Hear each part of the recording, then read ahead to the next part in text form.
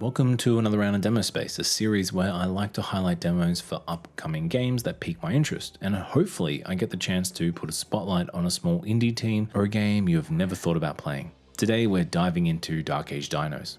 Combining the hallmarks of the tactical turn-based RPG with roguelike elements made for a fun experience for at least a few runs.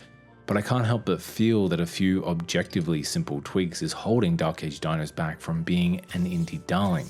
Before we dive into my thoughts on the gameplay, I always like to take a little bit of time to highlight the development team.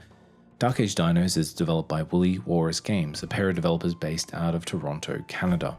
Dark Age Dinos is their second Steam release game, with their first Beat Blast combining bullet hell and roguelite elements, which is currently sitting on a very positive score of 89% out of 364 reviews. So, Dark Age Dinos. Firstly, it's a very fun looking game. I mean that quite literally. The hand-drawn art style really gives the impression that you're about to play through a Saturday morning cartoon, and the enemy design added a layer of fun to the otherwise arduous encounters. I did get a very strange feeling of disconnect between the almost childish art style and gameplay loop. I couldn't really explain why, it just felt like this game should have been a little bit more tongue-in-cheek when it came to the actual combat, because as it stands right now, it's played very straight. By combining tactical RPG and roguelite elements, Dark Age Dinos will live or die by its combat and gameplay loop, and right now, I'm clearly not entirely sold. So how does it play? Well, at the beginning of each run, we choose two characters to play as. In the demo, we have access to a tank, an archer, a mage, and a rogue. One small touch I really liked was that at the character select screen, we're given the initiative role of each character, so we can already begin to strategize how our combat encounters will work before ever clicking play. Once we've chosen our dino soldiers, we're then introduced to the overworld map, which consists of multiple branching paths. Sometimes we'll run into a merchant, other times a random encounter with your garden variety enemies or mini-bosses, leading all the way to our main antagonist. Shops sell power-ups that can be equipped to either character, and since each character earns gold independently, it adds a little bit more freedom and flexibility to each purchase. But you can't swap items on characters though, so if you make a mistake, you're stuck with it. When we do enter combat, we have our movement points and action points. Strangely though, each character can perform 2 actions per turn, so if you move into range of an enemy, you get to attack twice. One big change from traditional tactical RPGs is the inability to redo your character's movement. For example, take the Disgaea series.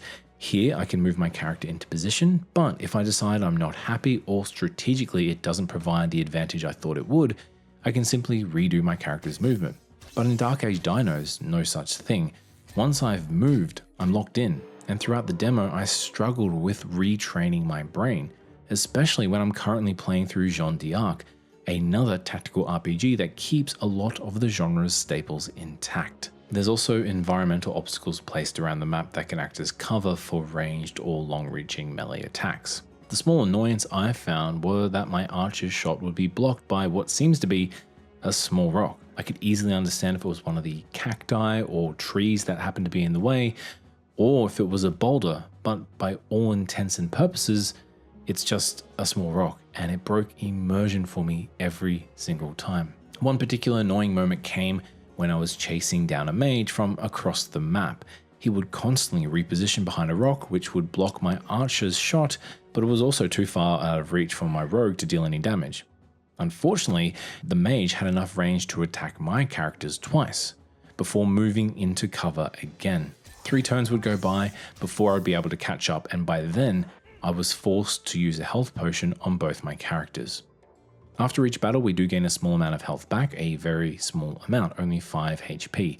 Health potions are limited to 3 per character per run, which made some combat encounters an immediate death sentence. For example, the battle immediately preceding my previous adventure with the runaway mage, I started the battle at half health, facing down 7 enemies. Since we only control 2 characters, in the later stages when you're facing up to 7 or more enemies, you're quite often put at a disadvantage.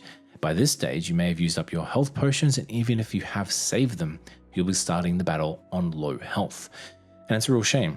because when the battles were evenly weighed, 2 versus 4 or 5, combat was fun and the gameplay loop even skipped into addictive territory. It's just when you feel like the entire battles are stacked against you, any sense of fun is immediately washed away. If health potions replenished or we could recruit new characters to even the odds, it would make for an entirely different experience. If anything, Dark Age Dinos leans too far into the roguelike genre, which hinders the tactical RPG side. It's just struggling to find that balance. There is a fun game somewhere buried underneath, but it's just not there at the moment. Since there's no progression either, no practical items or currency that carries over, the gameplay loop quickly falls apart. If Dark Age Dinos can rebalance the battles just to make things fair, or allow potions to replenish with each battle, even if it's just by 1, you could even reduce the amount they heal to again balance out the combat encounters. I could really see this game working with just some minor adjustments, but as it stands right now, I just can't see it proving to be a game with any real staying power. But that's it for this demo space video. Hopefully, I've given you a little bit of insight into a new game you didn't know about or might be interested in checking out. As per usual, I'll leave a link down below to the Dark Age Dinos Steam page. Thank you so much for watching, I really appreciate it, and have a bloody beautiful day.